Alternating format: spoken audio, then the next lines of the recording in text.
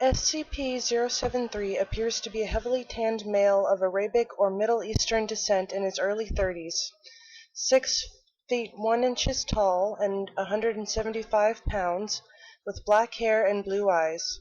Arms, legs, spinal cord, and shoulder blades of the subject appear to have been replaced with artificial versions of unknown make and metal. Subject only takes notice of this when it is pointed out, and states that it has no knowledge of how, why, or when these replacements took place, stating it had had them as long as it could remember. There is a symbol engraved into the forehead of the subject, which appears to be of Sumerian origin. Symbol has of yet been untranslated, and subject appears distressed when the symbol is mentioned at all, refusing to speak on it.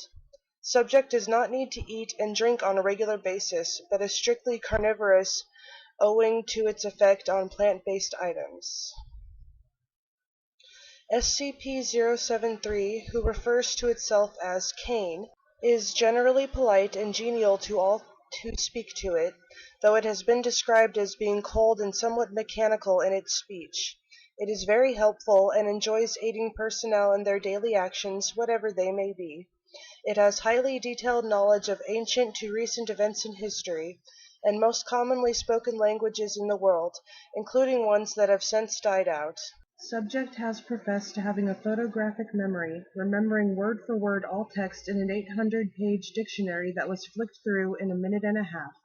It has scored above average in all intelligence tests given to it. SCP-073's presence is inimical to any and all life grown in soil, causing death to any such life within a 20-meter radius. Any land SCP-073 has walked on becomes barren within 2 weeks, and is then permanently unable to support life. Anything that is derived from soil-grown life, such as wood and paper, immediately rots and disintegrates upon touch of SCP-073. Further affected derivatives include anything hydroponically grown. Violence directed towards SCP-073 reflects any damage inflicted on SCP-073 directly back onto the attacker, although SCP-073 visibly remains unharmed. This applies to any damage directed at SCP-073. Attempts to get tissue and blood samples have proven futile. When the procedure was initiated, personnel carrying out the action felt the sensation of whatever was applied to SCP-073 and wound up with a sample of their own blood or tissue, despite the fact that all actions were directly solely at SCP-073. Indirect damage through a medium also results in the person perpetrating the action receiving the wounds caused. Although SCP-073 receives no actual harm from damage to its person, it has stated that it still feels the pain of the action and has politely asked researchers to abstain from overly harmful actions to its person. Additional notes: SCP-073 was found in the New York Police Department in 19-blank, having been taken in after subject had been found amidst the bodies of several young violent gang members. SCP-073 told police members that the gang had attempted to make a sport of it, but became angry and attempted to kill SCP-073, resulting in their own demise. SCP-073 was incarcerated and was deemed a John Doe when NYPD could not find any information on it.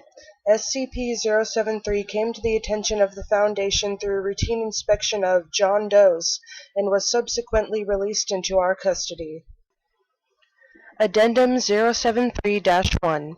In light of SCP-073's indestructible nature, photographic memory, and general will to please, High Command have deemed that all information is to be backed up on SCP-073, ensuring it is not lost in the event of a catastrophe.